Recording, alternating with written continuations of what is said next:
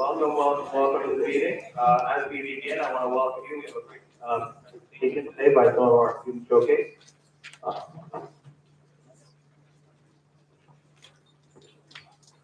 we are, as we start meeting, I just want to say thank you for coming tonight. We have a lot of celebrations over the last few weeks, and we're looking forward to some more great celebrations.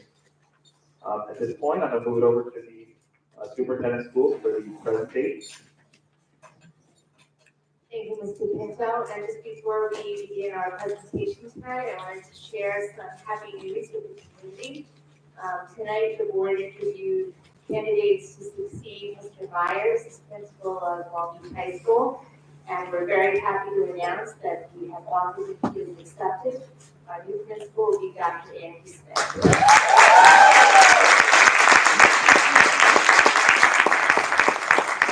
Even though we were going to do this tonight, so we'll be at the next meeting, but we will talk about it later. Tonight we're really excited about our showcase that is going to spotlight computer science and coding as a K-12 continuum in Long Beach. We've really grown a lot in this area over the past few years. I know that we see our high school robotics team, which is kind of the pièce de resistance of our coding program. But in truth, we start coding in the very elementary grades. We introduce our students to computer science and to the world of analysis of code, even as they process through elementary and middle school. So I'll hand it over to our staff members who are going to present.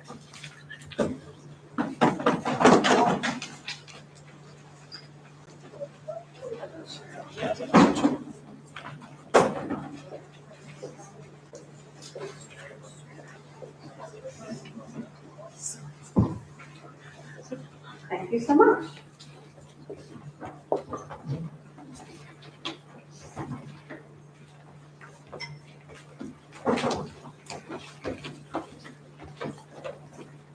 Hi everyone, my name is Christy Tersey and I'm the Director of Science for Long Beach Public Schools. I'm delighted to be here tonight with the Director of Technology, Mr. Steve Harvey, the Director of Mathematics, Ms. Monica Martin, and student representatives from all grade levels in our elementary and secondary schools. For my portion, I had the absolute pleasure of working with student representatives from all 4 elementary buildings, and they're each going to go through some of the things that they love about coding that they get to experience in STEM, LARC, and Spirit.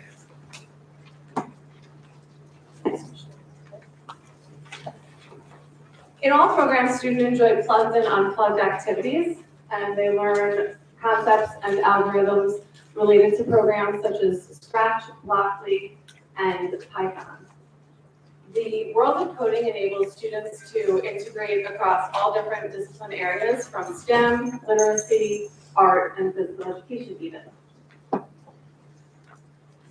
Thank you so much to the entire team that makes all of this possible. I'm going to pass the mic very shortly over to the students who are going to explain it way better than I ever could, but I have to give a huge shout out to Dr. Caitlin King, who's here in the audience tonight.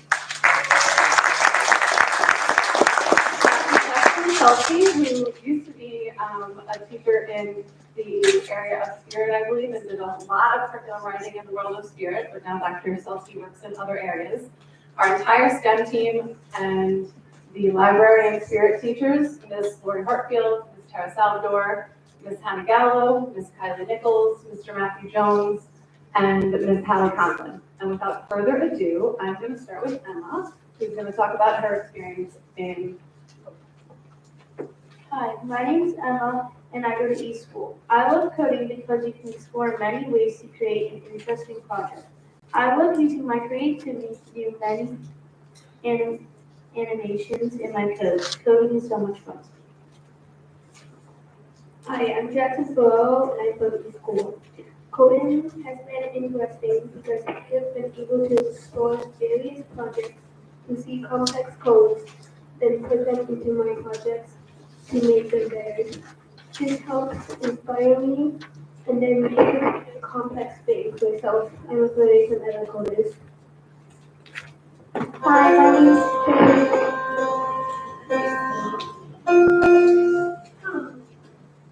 Sorry, Kaylee.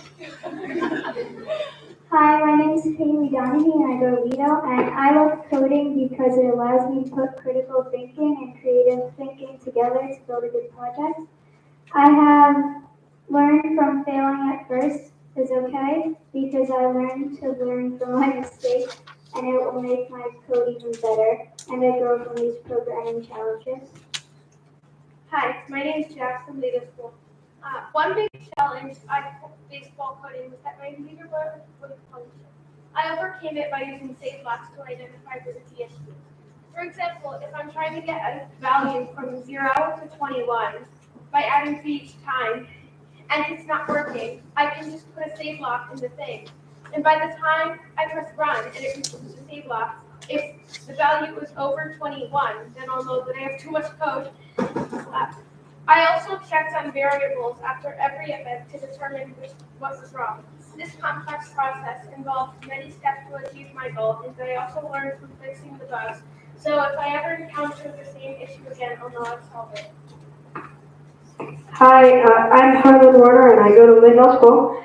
And I love coding because it allows me to create anything I desire and it opens the door to endless possibilities. My favorite thing about coding is either working with a team or learning to perfect the code and hide the imperfections.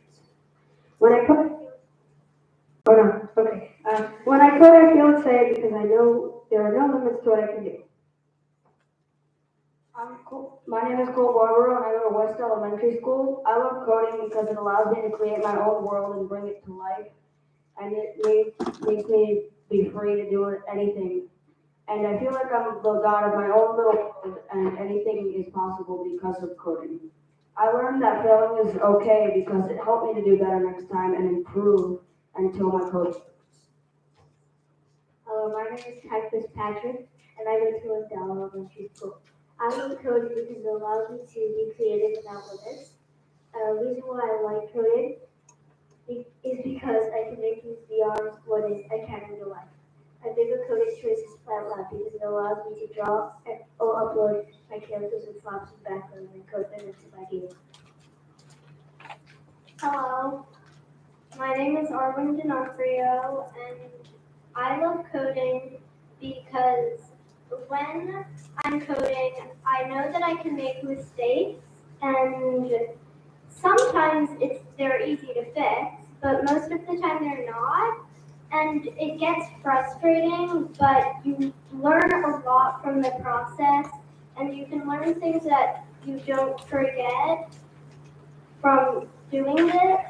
And making mistakes is actually a good thing because it can make your code a lot better, and it can help you not make as many mistakes in future codes. Hi, my name is Gia, and I go to Leo School. I've enjoyed working on the International Robotics Competition in March because I really love coding, and it's interesting to be able to code a robot to solve challenging tasks. The mission, the competition, has been so challenging, and it's been so fun to be able to work with a team to figure out how to solve all of these difficult problems. It has been so much fun. It's challenging my brain in this competition. Thank you so much to our elementary representatives. We're going to pass the mic to Mr. Harden.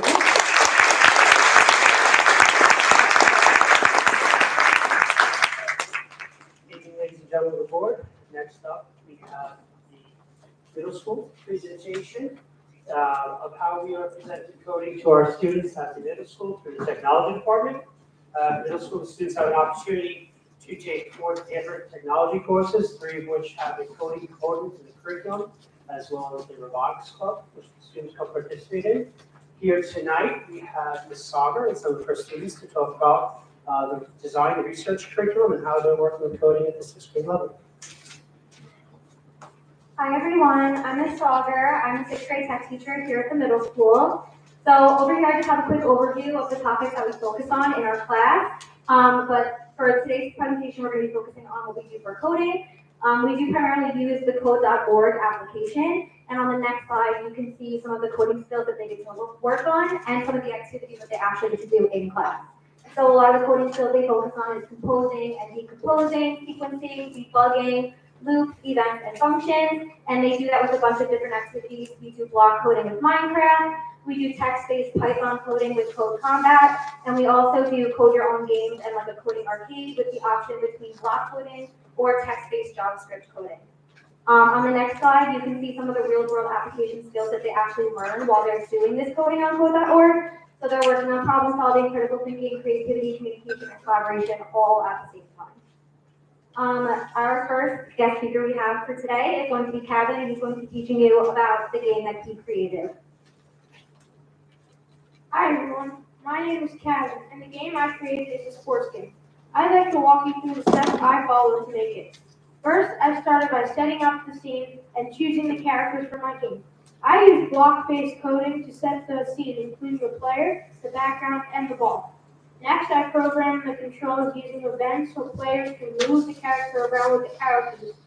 I also personalized my game by changing the type of sport each time a goal is scored. Finally, I tested my game multiple times to debug any errors and made sure everything worked smoothly. Once it was ready, I was able to share the game with my friends and family so they could play also. Thanks for letting me share my game. Up next, we have Amelia, who's going to share her game. Hi everyone.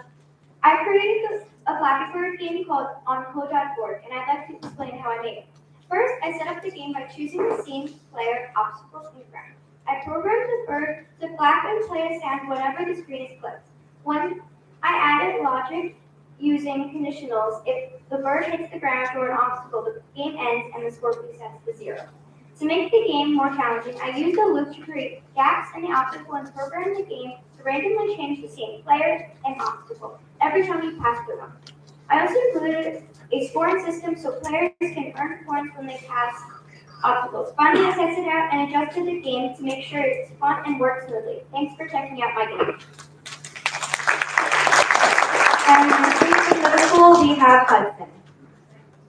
So, hi, I'm Hudson. So I did a Star Wars game where the main character is R2-D2, and you have to go around the map and collect the puff pigs.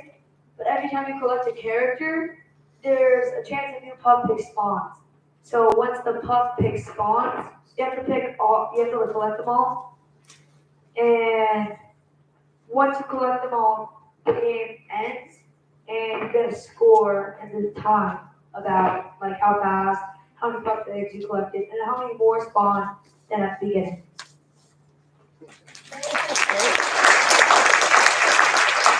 Thank you very much. So after 6th grade, there are 2 more courses. There's multimedia and STEM at the middle school in 7th and 8th grade, where the students are primarily focusing on programming language from scratch, which is again is a continuation of the block coding, where the students have a little bit more of an opportunity to be creative with designing their own characters and their own backgrounds and setting the logic and the variable, as our students are discussing here. Throughout all these projects, the students are going through the design cycle to make the changes, as elementary students were saying, to improve upon their mistakes as they design the games. And here next, we have with us virtually is one of our 8th grade students talking and showing a little bit about what that game might look like if they design from scratch. Grade student at Long Beach Middle School. Let me tell you about my coding project in Mr. Santoro's class. Hi everyone, I'm excited to share my Frogger game, which I created in Scratch. The goal is to get the frog safely across the road to the pond without getting hit by a car. I programmed the arrow keys to move the frog up, down, left, and right. I used the variables to track lives. You start with 3, and if you lose them all, it's game over. But if you touch the spinning frog, you earn a bonus life. I also used loops to keep the cars moving and conditionals to detect collisions. Broadcast messages help reset the frog's position when needed. These coding principles make the game interactive, fun, and challenging. Hope you enjoy playing. And then, of course, as we presented last month with the Robotics Club at the middle school as well, what you saw last month was the team very excited about the teleoperated robotics they were working with. In all of these courses in the technology program, we're trying to show the students not only what STEM means, but what it means in the sense of science, technology, engineering, and math, all can be connected to one another, and the relationship they have to create unique fields of study by combining these different fields of science, technology, engineering, that become a unique field of study like in robotic engineering, for the students to introduce to computer science, physics, algebra. And so what they worked with last month was the teleoperated robot, where the students had to design a robot and program a remote control to control it. And what they're very excited to be working with this month in the robotics team, which is very similar to how the high school team has in their competitions, are autonomous robots, which means that they'll design a robot not knowing what the challenge is. So when they show up to a competition day, there'll be an obstacle and there'll be a problem that they need to solve, for which they'll have to go write out the code, program the robot, and then it will run autonomously based on the information that they provide in the coding, as well as it receiving information through sensors like touch sensors, rotational sensors, proximity sensors, and color sensors, but they will then program the robots to actually run without remote control and actually run autonomously. And that feeds wonderfully into the high school robotics program, which we want to present both at last month's meeting. Next up, we have Ms. Martin here to introduce the high school coding activities and courses.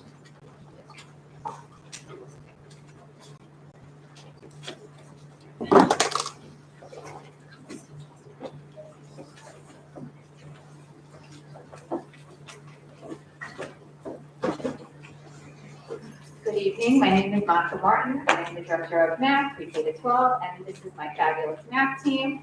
I have two wonderful math teachers who are running our coding classes that are here. We have Ms. Johnston and Ms. Volanovic. She was here last year showing us about our AP Computer Science class, and Ms. Johnston is new for our coding class, so I'm going to just throw it over to them. Thank you so much for all being here. I do teach the intro to computer science based on coding class. I do have one of my students here who's going to introduce himself and cover a couple of the topics, along with some of the projects, one of which he designed up on the board. So I'm going to pass it on over. Hello, my name is Jarlo Hutchinson, and I am in, as we said, the intro to coding class for Long Beach High School. And we've been through a lot of topics, like the history of computing, introduction to block-based programming, like Scratch, that's like the other kids use it for. Overview, like of how the computer is like made, like what type of software it uses, what's the hardware, like what's inside the computer, like the CPU and all that stuff. And the game development and Code HS, along with programming for Carol the dog, which is a mascot for learning like how to code, how to move, like from around. So it's basically just learning to understanding of how it works and how it reads it out. How the fundamentals of web development, HTML, CSS, websites overall. And then we learned about like the different systems that like how it reads like different languages, I guess, like how it does all that. And then we learned decimal, binary, and high-sequential systems, conversions, applications, cybersecurity fundamentals, data encryption, and ciphers from the future and the past, and introduction to artificial intelligence. This is one of the activities we did just to get used to like how coding works. And you have to make, it's like a golf thing. You have to make the golf ball go up to the golf ball, change the backgrounds, like an introduction screen to the game, and what you do, and you can like move the mouse and make it align the way you're supposed to go. And this is the Carol the dog thing I was talking about before. And it gives you like a task, like put down the ball like somewhere, and it shows you like start and end, and you have to make like the start and end based on like what it teaches you, like how to move. And there was like a thing where you can only move like left or right, and it was right. Yeah. And you have to like, and you have to like learn how to like think outside the box and learn like how to do something when you're limited to. It's like trying to bring up your like critical thinking skills. Like when you have a situation that you can't exactly do, you have to think like workarounds to do it.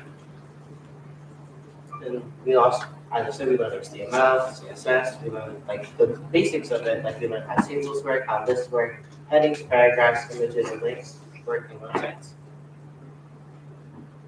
And then this is one of the activities we did where we got like making a base game and it's like to show like how guess the game development works in a sense. And you had to make your own like maze, and then you had to like make a exit. And this is the one I did with my rules page and Which is awesome. I love it. And then we also learned about cybersecurity, how to be safe on the internet, and like how to make a good password, what a good password test, about phishing emails, all this stuff. And like we learned how to make like again, how to make a good password, how like to stay safe on the internet. Then we also learned about like how they used to do it in the past and how they used to hide their information so not anyone could just read it, or if they're like playing some role or something like that, they didn't want the government to know, something like that. So they made like their own like types of code so that you guys you had to decipher or decode. And then we also learned about some monitoring. We're going to this. And we're going to this right now, actually. We're learning about like all the smart assistants, like how search engine works, how AI works, like how they just integrate it into it, and how like how AI integration works overall. Like how does when I use my voice, how does it understand what I'm saying? How does it put it into like text? How does it understand that? That's what we're getting into right now. Oops, I know this.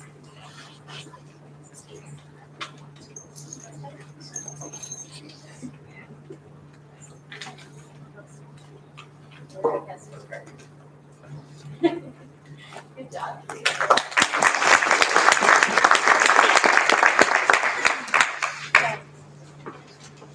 Hi everybody, my name is Ms. Polonovich and I teach AP Computer Science at the high school.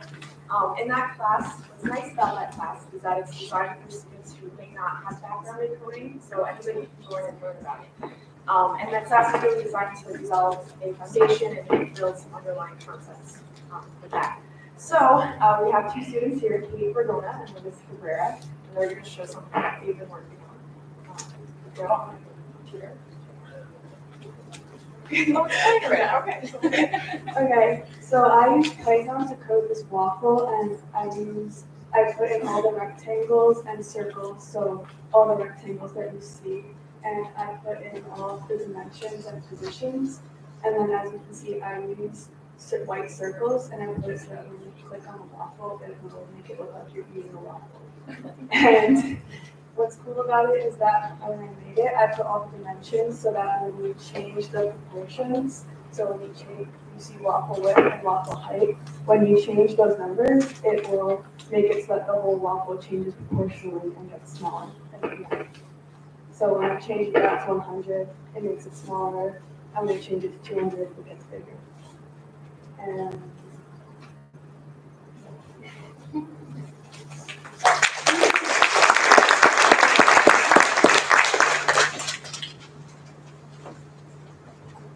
All right, I'm Luis Cabrera. I'm in level 3, and what I personally did was I built a hangman, a website pretty much.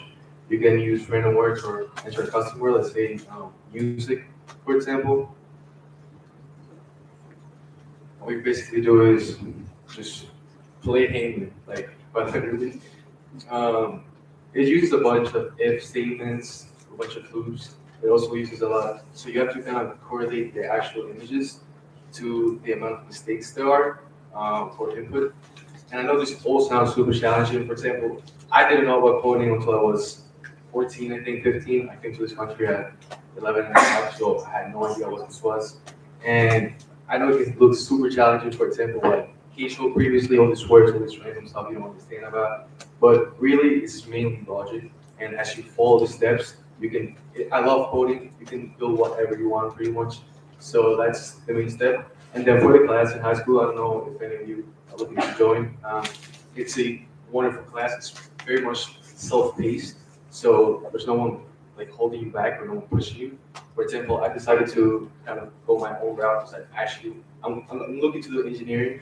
So I decided to go my own route. So I'm currently learning like Python on my own, CSS, and all these other like learning all these other languages. So yeah, if anyone wants to join, I really recommend it. And also for you guys, there's so many resources out there on YouTube for free.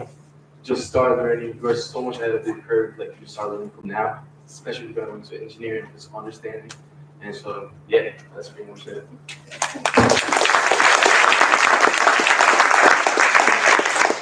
Thank you all very much. That's our presentation on coding for us.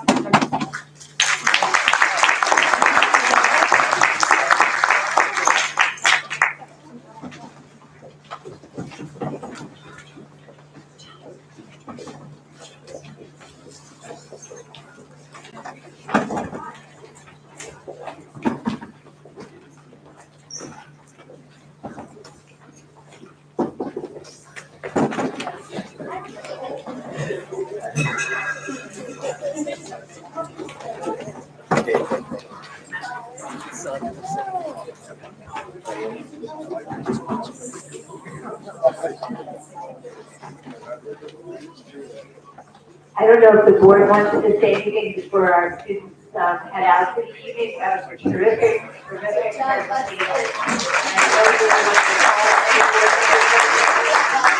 just want to I am so impressed by all of this. It's so above my head. I remember many years ago, I was in a meeting with Mr. Harvey, this was so long ago, and he was telling me that they were going to be having some elective classes in the middle school about coding. And I said, what is coding? He said, don't worry about it, the kids know.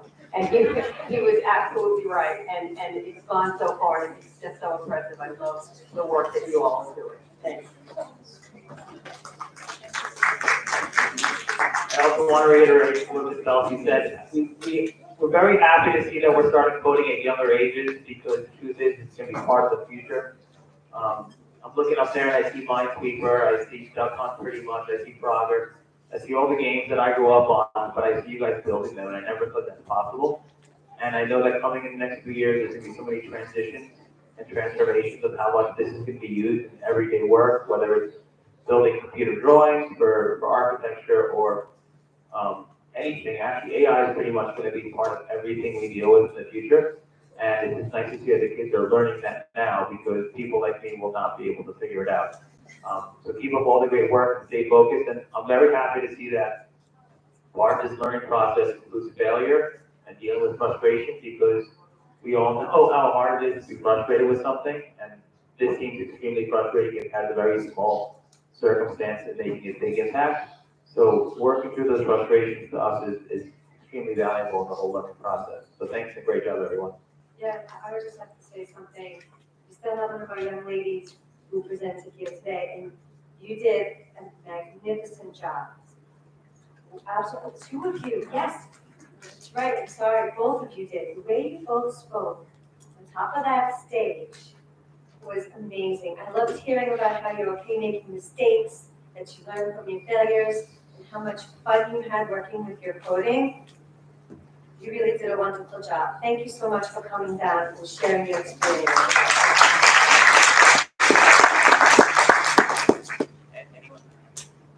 Now for the board, before I move on to the next not as exciting presentation, but just as important.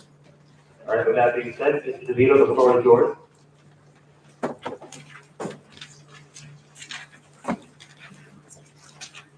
Thank you. Good evening, everybody.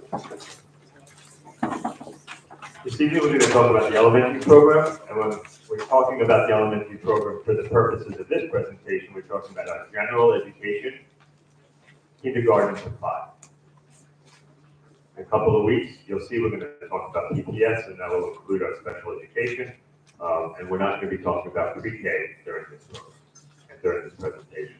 So when we talk about our elementary program, K to 5, we're talking about 4 different function areas in the budget. You see on the left is the function code, A2020, and then A2110, A2610, A2810, and those are supervision, teaching and learning, library, and guidance. You see the bulk of the expenditure are in teaching and learning, and that's pretty much our teachers, our classroom teachers, AIS, ENL, specials, all of that are incorporated into the A2110. This is district-wide, so it also includes all of our locations, whether it's West, Lindell, East, or Lido.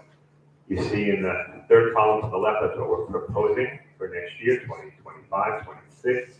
Our actual budget in the current year, the dollar variance, which is the change between what we're proposing and what the actual budget is, and then the percentage variance in terms of what it is over the actual budget.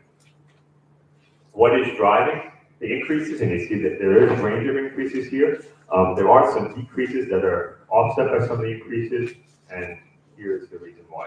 We have step increases for staff on our new salary schedule, so next year there's a new salary schedule with new rates. And then for those staff members who are eligible to move down that salary schedule, it is that step increase on the new step schedule for that staff member. We are also requesting an additional AIS reading teacher. AIS stands for Academic Intervention Services at East Elementary School, an additional AIS math teacher at Lido Elementary School, and an additional WINGS teacher at Lindell Elementary School. And WINGS, as you know, is the acronym for What I Need to Grow as a Student. So you see here, besides the salary increases for our existing staff, we are asking for 3 new staff members at 3 of our elementary schools. We're also looking to reduce 1 general education class at East Elementary School based on the number of students that are moving from 1 grade to the next. And as we plan to do that, you will see no class size above 24 students, so we think that we can still have that reduction at East School in one of the grades for next year without having any class size above 24. Further, we have some adjustments throughout various line items in the budget. We have about, I think it's, 36 pages of very, very small print of actual line items in terms of our budget, and some of those adjustments have to do with looking at 5-year averages, for example, for our substitute coverages, where it's difficult to really determine the trend because it fluctuates. We try to do a 5-year average. So in some instances, we reduce a budget line item, but in some instances, we increase based on that 5-year average to try to approximate what next year's cost is going to be. We also had some updates to supply line items to reflect the decrease in enrollment, because that's based on the enrollment in our schools. We give each student a certain dollar figure, $87 for basic supplies, classroom supplies, and based on some decreases, you'll see some changes in some of the codes. Some may increase for supplies, some may decrease based on the change in enrollment. We also increased our field trip allotment. We used to do $36 per student. Based on the increase in costs, we increased that to $40 per student. And that may increase or decrease based on our projected enrollment at each elementary school. Some important upcoming dates. So today we're talking about elementary, as you see, March 11th. In 2 weeks, we'll talk about our secondary program, that is our middle school and our high school. April 8th, we'll talk about special education and PPS. I should really put PPS up there as well. On the 23rd, after our break, the board will adopt their final budget, which will then go before the community on May 20th, which is our budget vote and trustee election. And then by law, the week before the budget vote is our budget hearing, which is an opportunity for anybody to come up and speak and talk about the budget, but it doesn't change the budget since it's adopted on the 23rd. And that's the difference between budget adoption, budget hearing, and budget vote, is the board actually adopts its budget on the 23rd. There's an opportunity for the public to weigh in on that budget on the 13th, and then there's the final community vote on the 20th of May. Now's an opportunity for the board members to ask any questions about this evening's elementary program presentation.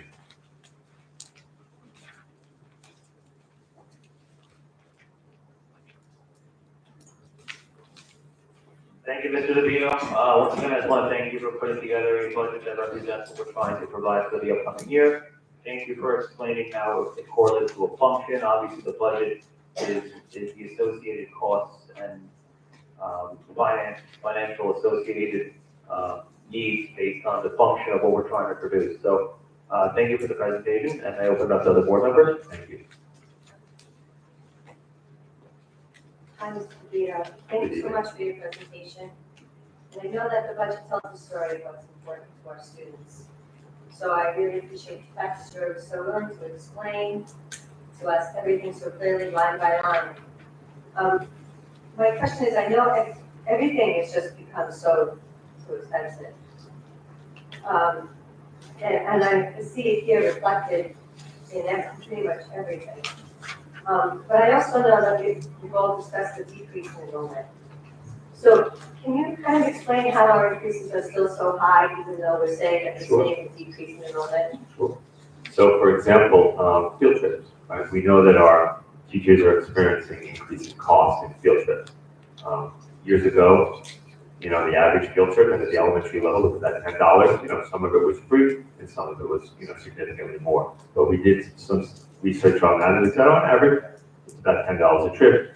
We said what we're comfortable with in terms of students being out of the classroom is no more than 3. So we allotted for 3 trips at $10. A few years back, we raised that to $12. Now we're raising it to really just $40, and then you're going to give them that lump sum, whether they want to go on 1 trip per student or a few trips to break it up, it's up to them. But because there's a decrease in enrollment, right, depending on school, that line item may fluctuate. So for example, some of the schools between current year and next year, that line item for field trips may actually go up or go down depending on what we're projecting the enrollment to be. So there's an example of how the individual cost of an item, like going on a field trip, is going up. But the overall cost, depending on how many students are in a particular elementary school, may go up and down depending on the particular school's enrollment. Utility costs, that's an example, not necessarily in this budget, but in the facilities budget.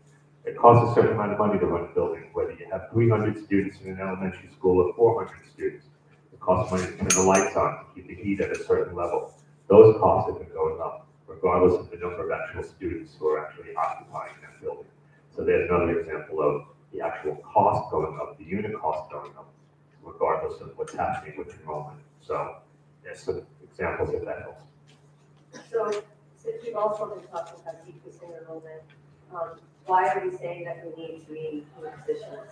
Well, good question. So let's first start with wings. So at Lindell Elementary School, based on the class configuration, and we're talking about some of the special education classes, we have some students in those classes that can integrate with their peers at the grade level, and some who are unable to do so and need a special class.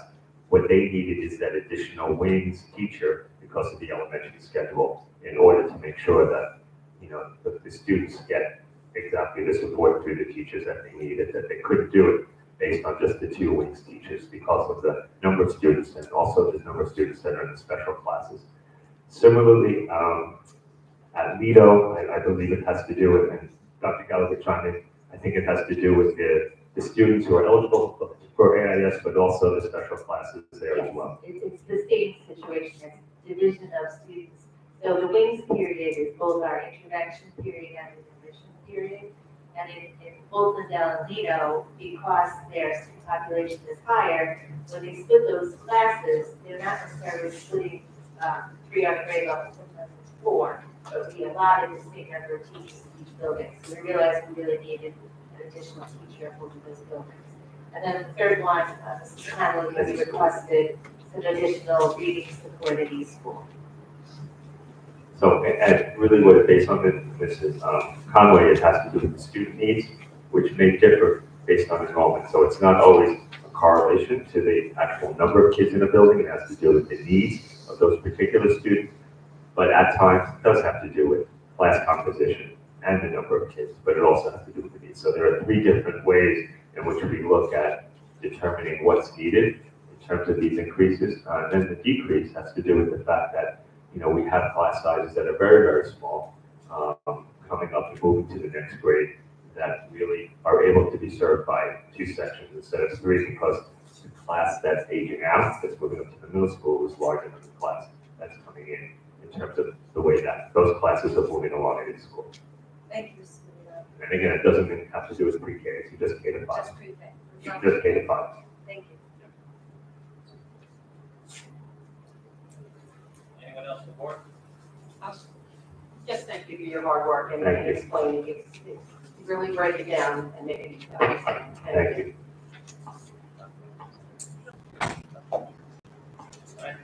Thank you, Mr. Levino.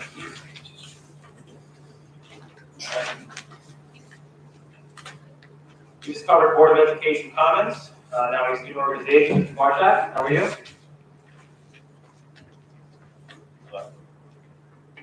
Yeah.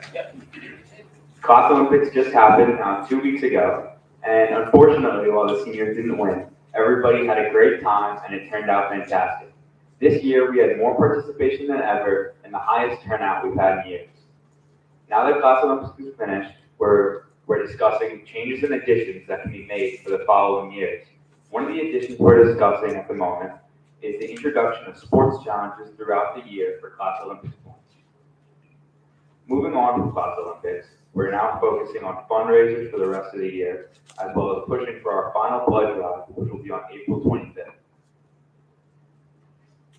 Finally, I just wanted to say congratulations to the sophomores for winning Class Olympics, and I'm so proud of all the grades. And on a side note, as someone who's going to be going to school for computer science in the fall, I'm very happy to see coding being introduced to me as early as the elementary schools. Thank you. I just have one quick question.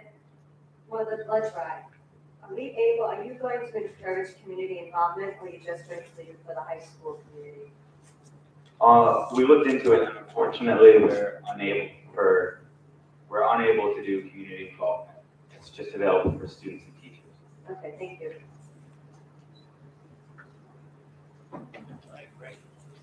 Thank you so much for the presentation and your involvement. It's always great seeing your representation of the students. Now we're on to questions and comments from the public on tonight's agenda only. Any item from tonight's agenda? Would you like to make a public comment? Seeing a very quiet group, we will move on. Not really quiet group, it's a little bit skewed this year. Out of the sea, you see a blank auditorium, and you just stage right, stage left, in your case seems quite crowded, I guess, for obvious reasons. Doc, I think they're holding on their comments for later on, I'm not sure. I see by their smiles and their giant head figures. Treasurer's report for January 2025 has been posted. Looking for approval of minutes for executive session of the regular meeting of February 11th, 2025, and executive session and work session from February 25th, 2025. Matt, please have a motion. Motion. Second. Second. Ms. Kelsey? Yes. Ms. Conway? Yes. Dr. Ryan? Yes. Ms. Case? Yes. And I vote yes. Thank you so much. Now moving on to presentations of the superintendent. Thank you, Mr. Pinto. I'd like to present for consideration to the board certificated personnel, including my recommendation for tenure for Mr. Christopher Webble.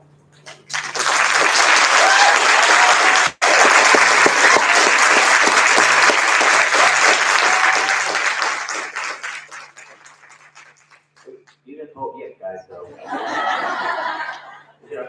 Is there a motion? Motion. Motion. Second. Second. Ms. Kelsey, how do you vote? I vote yes. Oh, Yes. I'm sorry. Ms. Conway? Yes. Dr. Ryan? I vote yes. Ms. Case? Yes. And I vote yes. Thank you.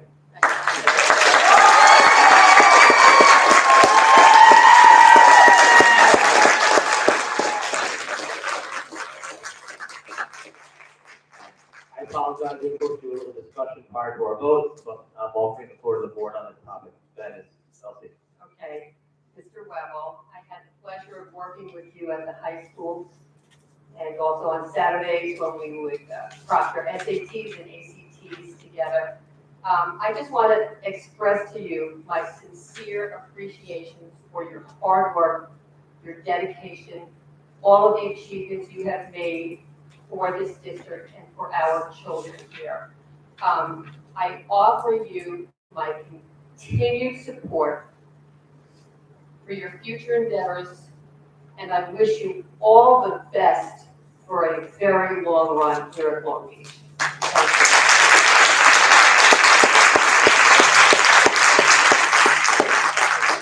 I just want to say, I have a tenure speech. I just want to say that, congratulations, Swivel. When a school district does grant tenure, it's a very serious charge. Give somebody a lifetime appointment in terms of a position. We don't take that authority or that power that we have, that responsibility lightly. So I want to echo what this said, is based on your performance. Obviously, you have quite a fan club as Lino, and I'm sure it's based on your work ethic in terms of your responsibility to the building and to the children and to the parents of the school. So on behalf of the board, I congratulate you. I say, as part of the tenure speech, that in granting tenure, I'm hoping that 20 years from now, that you're still as responsible, you're still as enthusiastic, you're still as popular to do your work. Because obviously you've made an impression, and it's our hope that that impression will only get stronger in the years to come. So congratulations and good luck to you.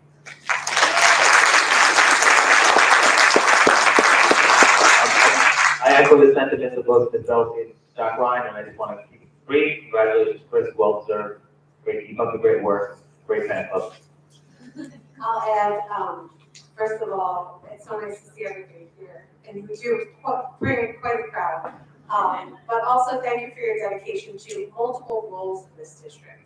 You know, I'm married to a teacher who's been in the same role and is never going to give up that role, because part of having that role and having your tenure, you don't want to give it up. You never know what's going to happen, especially nowadays with the budget. You've been through it with us. You have been through it the last 3 years. So thank you. Thanks for sticking with us, and we appreciate you. I echo everyone's sentiments, and just thank you for all you've already done and you will continue to do in your long career here. So congratulations. I think you have a fan club here, Mr. Walker. But I also remember meeting you in the 90s. And I remember feeling that you were somebody who really cared about relationships and about the students. This is just proof of all of that. And all of the parents who speak so highly of you. So thank you so much for focusing on the relationships, for building the relationships, and for putting our students first. And I look forward to doing continuing wonderful things about it. Congratulations. Congratulations, Chris. And I guess we were to consider item 2, non-certificated personnel. Motion made. Motion by Dr. Ryan, is there a second? Second. Any discussion? I just want to congratulate all the administrative staff that have completed the probationary appointments for the new roles, titles. And anyone else? Or Ms. Belsky, how do you vote? I vote yes. Ms. Conway? Yes. Dr. Ryan? Yes. Ms. Case? Yes. And I vote yes. And I guess we were to consider items 3 through 8 together. Is there a motion on the floor? Motion made. There's a second by Ms. Conway. Any discussion?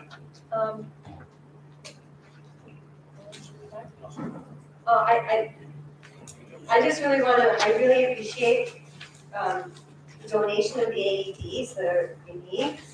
They're from the Robbie Levine Foundation, so I really want to give a big shout out to them. Thank you so much. We really appreciate it. Also, speaking to that point, this donation to AEDs is something that we've been working it's been a very important movement for us in the district. If you can tell, if you look around all the schools and all the fields, we've actually updated all the locations with easily accessible AEDs. Even this week, there was a high school referee who had a heart attack medical condition, and an AED was used to revive him.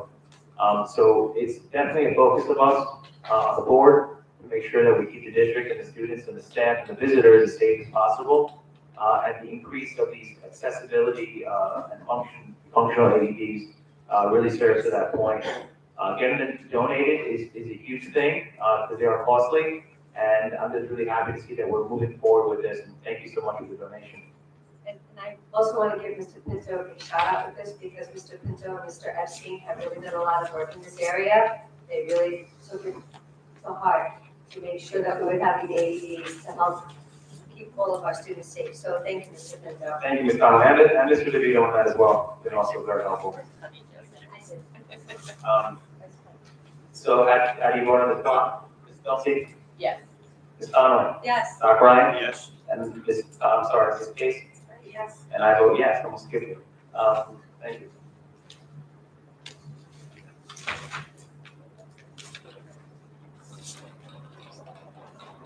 So at this point, we're gonna move on to Board of Education comments, new and old business. Go ahead, Ms. Conway. I want to start this presentation tonight. This one is absolutely wonderful. Thank you so much. It's so wonderful to see all of our students so excited about coding. I was just wondering when you were saying, oh, it's wonderful that we wanted to our elementary grades. But there are a plethora of activities that are available to children who are even younger, like second grade, first grade, fifth grade, that are more hands-on to help introduce the students to the coding. Do we have such activities now in place, or are we looking to put such activities in Yes, we didn't have the younger students come and present, we kind of did, sorry. Hello. Thank you, I don't normally stand here. We do have, a lot of hands-on activities with the younger grades. We had a lot of students that wanted to talk about their experiences in coding, so we really just chose the 4th and 5th graders to talk about their like capstone experiences at the elementary level. But one of the things that I have learned in this role is that there is so much to do not in front of the computer, even though computer science is great. And we see it woven throughout so many things. There's a lot that they learn as building blocks that take place with a lot of manipulatives and hands-on activities that's not with the screen. It's one of the things that we're actually really proud of that starts from PK up. Thank you. Anyone else? I just want to say, we have some great celebrations and exciting news in the district. Some of our sports teams and one of our business teams did really well. They're moving on to national, so along with our wrestlers are doing great.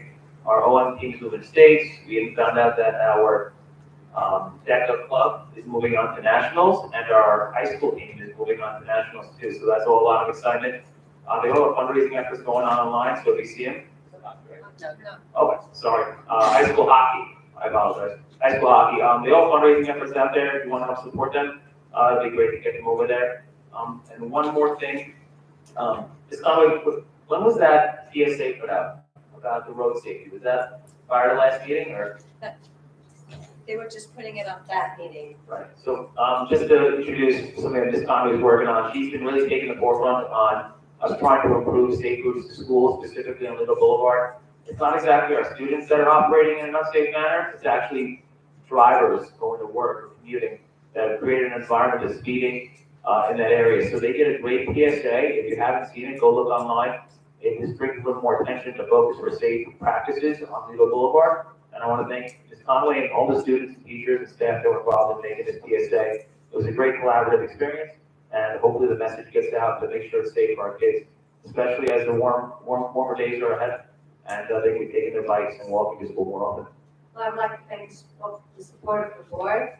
Thank you so much for helping me with this endeavor, and to the city of Long Beach. It was really very, very welcoming to us and allowing the students to post this on their social media account. Any other comments, board, in the world? Doc, go ahead, sir.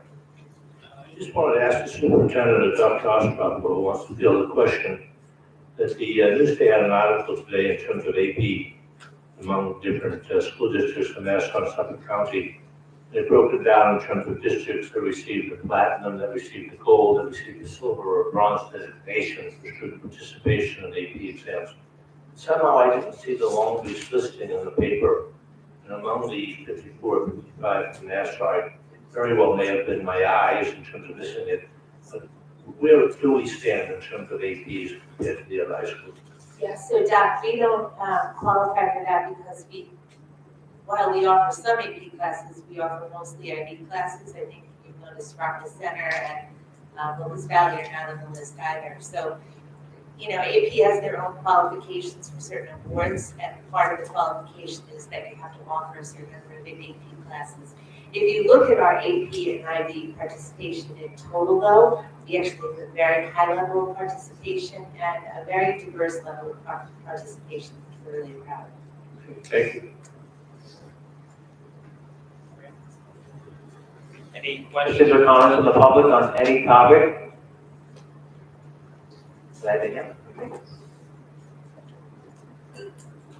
Hi, Danielle Morrow, 460 East Hudson Street. I was going to say thank you again for the opportunity for the kids to come up and speak. My 5th grader was up there and he was very proud. And my 2nd grader actually came from his coding enrichment today and sat during the meeting and was so excited to say, I use that. Oh, I do that. So it is definitely starting young and he's very excited by it. I had a question about, it was about the presentation earlier, but what grade is getting the reduction at each school? 5th, 4th going into 5th. 4th going into 5th. What determines that? Is that just the class size? Yeah, pretty much. So there's 3 classes right now that are very small that we didn't class this year because we because of all the other controversies at East. But one of them is actually an ICT class also, so there's a very low student to teacher ratio, and we really can easily conduct some teaching with this grade. And it's a better class for middle school as well. Okay, and then I don't know if it's determined here, but the pre-K parent tours, where does the timing for those get determined? In a meet, yeah, Dr. Ochoa? Collaboratively determined with the principals. We have an email thread, and I know that, going later or earlier in the day, it would be dated based on each of the nuances of their public schedule. Okay, because I just found out that East School's at 8:30, and there's no children in the school then. I know they have student advocates, right, because the little boy that's on the stage will also be at school early to show parents around, and which I felt that was such a responsibility for him, because when I toured East School, all the administrators walked around saying, hi Johnny, hi Susie, hi, and they knew all of the kids' names, and that was so powerful to me, and that was one of the reasons I chose East School. And I feel like with no children in the school, when parents are touring, that's a limiting factor. I feel like it doesn't allow East School to showcase all of what they have to offer with no one there. Yeah, I know that we, a couple of years ago, moved to doing all the visitations on one day, and the feedback from parents, they didn't want to have to take more than one day off from work. So someone has to take an early slot, but I believe that the principals weigh in on which they want, so I don't know how that. I believe that was a preference versus a force. Okay, so I think it could be a conversation, and it's definitely noted, and I appreciate the feedback. Okay, thank you so much. Perfect. Anyone else from the public would like to speak on any item? Great, thank you. Announcements. Long Beach Classroom Teachers Association. Hello, everybody. Karen Bloom, LBCTA. Thank you to Mr. Harvey, Ms. Percy, and Ms. Martin for the presentation with all the kids. As you all said, coding is great, and I can't believe how much is going on with the younger kids. A huge congratulations to Mr. Webble, who we are very happy for and excited. And another huge one, which we'll celebrate, I guess, at the next board meeting, but to Dr. Smith, who we are all very excited and looking forward to working with. Thank you. Administrative Supervisor BGS, Mr. Beagle, how are you? Well, how are you?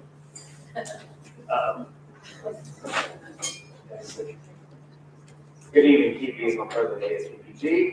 Thanks to Ms. Percy, Mr. Harvey, and Ms. Martin for the presentation, along with the teachers and students of coding. It's a wonderful season of classes going on in the classrooms. Thanks also to Mr. Ito for your elementary budget presentation. And on behalf of ASPPG, we'd like to congratulate Mr. Webble on his well-served tenure as assistant principal of Leo Elementary. This is a significant milestone in his career. It was a testament to his dedication, leadership, and unwavering commitment to the students, staff, and school here in Long Beach community. I was going to give him flowers, but I thought maybe I'll get a plant.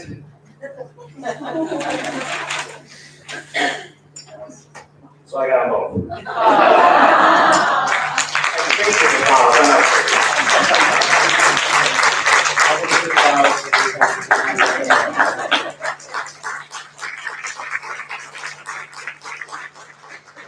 Thank you, Mr. Beagle. Long Beach SEA, who speak? No comment, okay. Sounds good. Parent Teacher Association, come on down.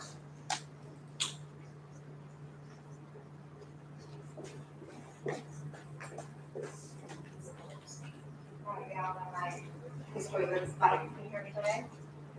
Okay. First off, congratulations to Mr. Webble. It's been amazing working / working you for the past school years, and I look forward to working with you. And you're just amazing with the students, and we all really enjoy having you on the team. Also, congratulations to DECA, Odyssey of the Mind, and the hockey teams. And again, like Mr. Bender said, please look out for their fundraising. And thank you so much to Dr. Gallagher, Dr. Armstrong, Dr. Ryan for showing up to the Odyssey of the Mind. regionals this weekend, same as what I used to have. But, be on the lookout for plant sale information from the PTA coming soon. I have a question for you. Are there a lot of like PTA nights coming up, like fundraising nights in general, or the bingo nights? Is that going on? I know my schedule was planned. That was last night. There's other ones coming up too, right? Yes, I know West is going to be playing their bingo, I think Linda is doing the bunny shoot this year. Lita, we were just talking about doing something sort of parent night out. I'm not sure what East is going on, but we're all going to be doing different things. I don't think the middle school is, but I know that we and Rob will do something in the pipeline for the high school as well. Great, thank you so much. With that, motion for adjournment. Motion. Second, anyone? Second. All in favor, say aye. Have a great night, stay home, thank you again.